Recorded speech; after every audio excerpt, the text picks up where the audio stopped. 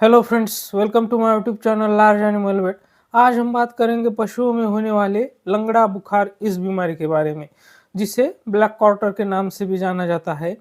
तो black quarter या लंगड़ा बुखार ये जो बीमारी है, तो वो किन किन पशुओं में होती है, उसका कारण क्या है, मतलब वो बैक्टीरियल है, वायरल है, प्रोटोजोअल है, कौन सी बीमारी है, उसमें लक्षण क्या है, वो खास करके किस उम्र के पशुओं में ज़्यादा होती है और उसका सही से उपचार हम कैसे कर सकते हैं और उसकी रोकथाम के लिए हमें क्या करना चाहिए, इस पर भी हम चर्चा करेंगे। साथ में उसमें मॉर्टेलिटी कैसे कितनी होती है, पशु की मरने की संख्या उस बीमारी की वजह से कितनी होती है, इस बात पर भी हम चर्चा करेंगे। और उसका ट्रीटमेंट तो लगभग सभी जो फील्ड वेटरनरियन है वो सभी उसका ट्रीटमेंट करते हैं, लेकिन आज थोड़ा मैं आपको जो ट्रीटमेंट है उसका वो थोड़ा अलग बताऊंगा, जिससे कि आपको उस पशु में रिकवरी रेट अच्छा देखने को मिलेगा। क्योंकि इस बीमारी में मरने की संख्या बहुत ज़्यादा होती है, लगभग 100% मॉर्टेलिटी रेट होता है इस केस में। अगर अर्ली ट्रीटमेंट किया जाए तो पशु के बचने के चांसेस होते हैं। तो इन सारी बातों पर आज हम विस्तार से चर्चा करेंगे, लेकिन उससे पहले अगर आप मेरे चैनल से नए जुड़े हैं या अभी तक आपने मेरा चैनल सब्सक्राइब नहीं किया तो प्लीज़ मेरे चैनल को लाइक, शेयर और सब्सक्राइब करें। साथ में बेल वाला आइकन दबाकर ऑल वाला ऑप्शन भी चुनें, ताकि भविष्य में आने वाली हर वीडियो की नोटिफिकेशन आपको समय समय पर मिलती रहे।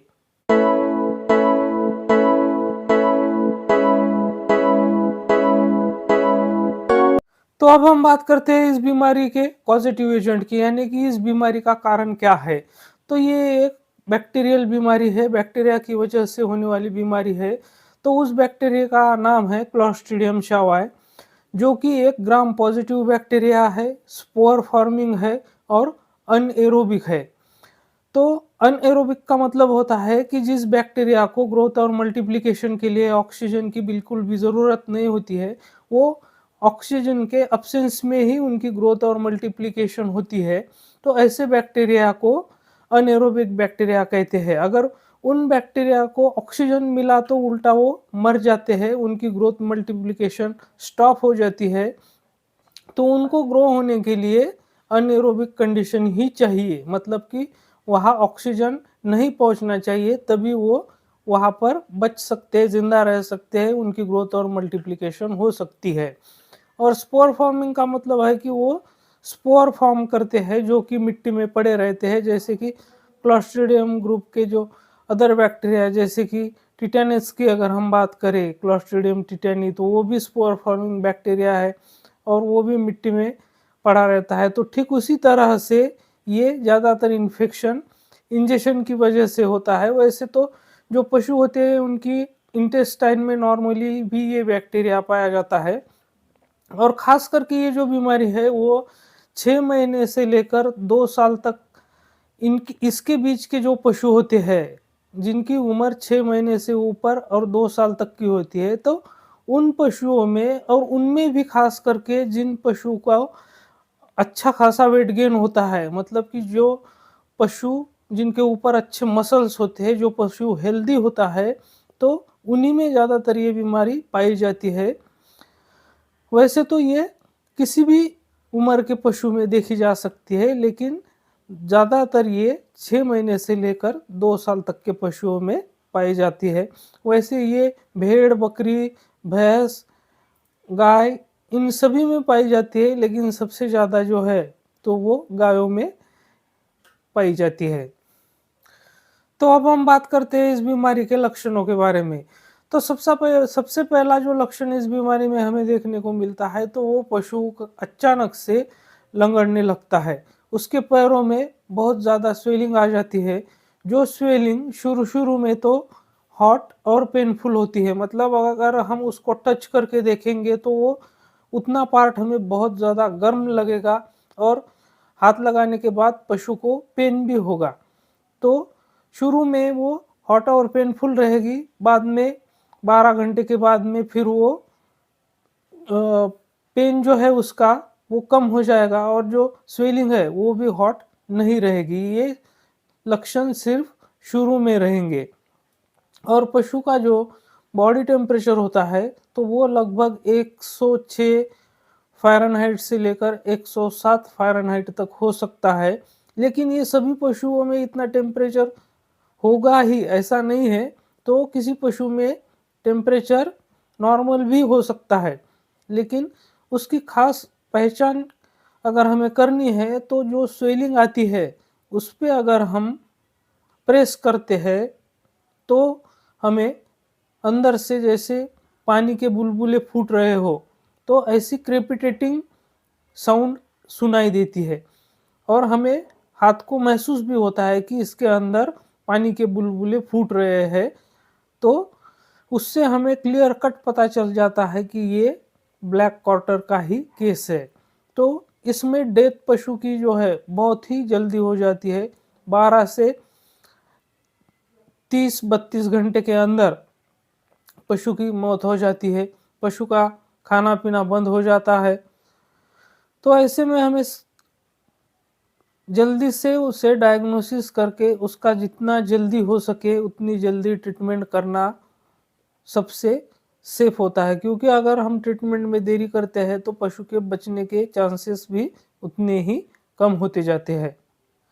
तो अब हम बात करते हैं कि इसकी रोकथाम के लिए हम क्या कर सकते हैं। तो इसकी रोकथाम के लिए हमें सबसे जो इम्पोर्टेंट मुद्दा है वो है वैक्सीनेशन का। तो हमें जो हमारे 6 महीने के ऊपर के पशु होते हैं उन सबका वैक्सीनेशन करवा लेना है बीक्यू के लिए, ताकि हमारे पशु उस बीमारी से दूर रहे।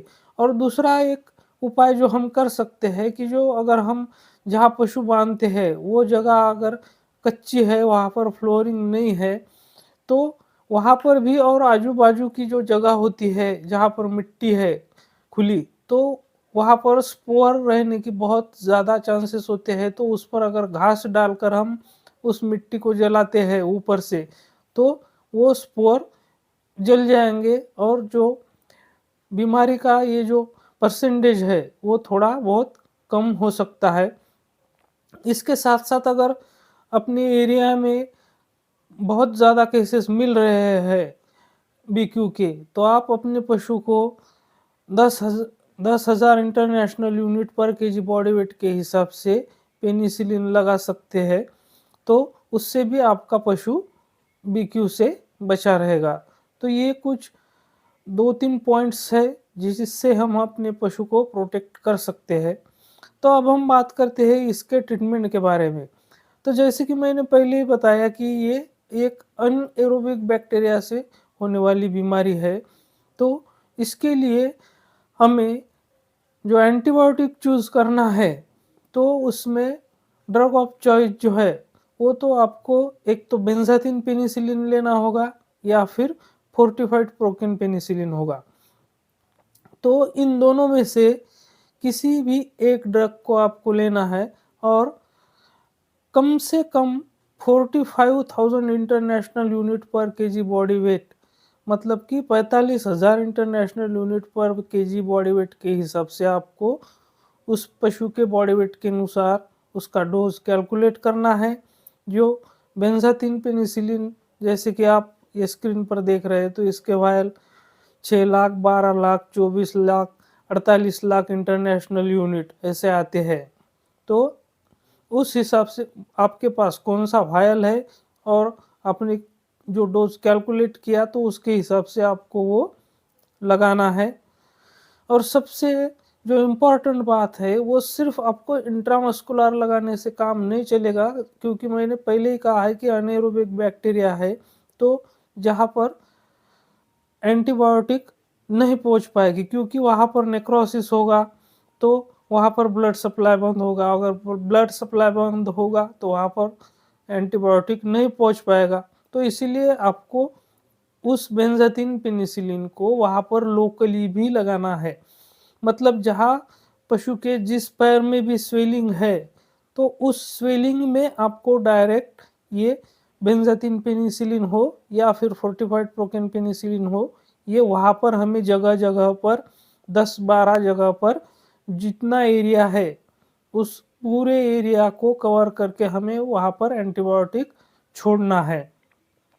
और साथ में हमें आईवी मेट्रोनिडाज़ोल देना है, जो 20 mg पर केजी बॉडी वेट के हिसाब से आईवी देना है और डिवाइडेड डोज में देना है, सुबह और शाम 2 टाइम। इसके साथ-साथ जो इम्पोर्टेंट और एक पॉइंट है वो है कि आपको पशु को आईवी लगाना है, क्योंकि उसमें टॉक्सिमिया भी डेवलप होता है और जो ऑनगोइंग लॉस होता है बॉडी फ्लूइड का, जो टेम्परेचर की वजह से, बीमारी की वजह से जो फ्लूइड लॉस होता है, तो उसको भी हमें रिकवर करना है। तो फ्लूइड थेरेपी भी एक बहुत ही इम्पोर्टेंट पॉइंट है, इसको भी आपको ध्यान में रखना है, तभी आप पशु को बचा पाएंगे। और साथ में आपको पेन किलर्स है, जैसे कि आप फ्लूनिक्सिन लगा सकते हैं या फिर निमेसुलाइड पैरासीटामोल का कॉम्बिनेशन लगा सकते हैं, तो ये इंजेक्शन भी, और साथ में क्लोरफेनिरामाइन मैलिएट भी आपको लगाना है।